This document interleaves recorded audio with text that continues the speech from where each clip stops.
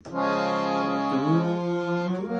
तेव्हा कशी तू तेव्हा अशी तू बहराच्या बाहूंची तू.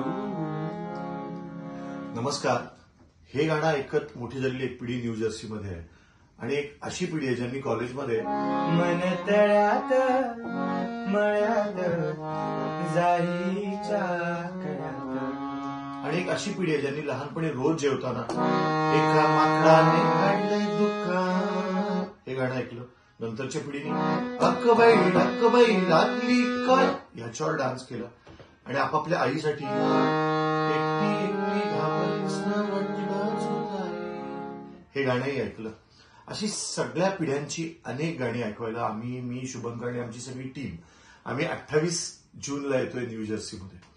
न्यू जर्सीचं आणि आमचं खूप खास नातं आहे. ज्या ज्या मैफिली झाल्या, माझ्या आणि शुभंकरची मैफिल झाली तेव्हा शुभंकर छोटासा होता, हृदयनाथजींबरोबर मैफिल झाली तीही संस्मरणीय होती. एकदा काय झालं या चित्रपटाला तुम्ही ज्या पद्धतीने प्रतिसाद दिलात तेही माझ्या लक्षात आहे. त्यामुळे खास मैफिल आम्ही तुमच्यासाठी घेऊन येतोय 28 तारखेला.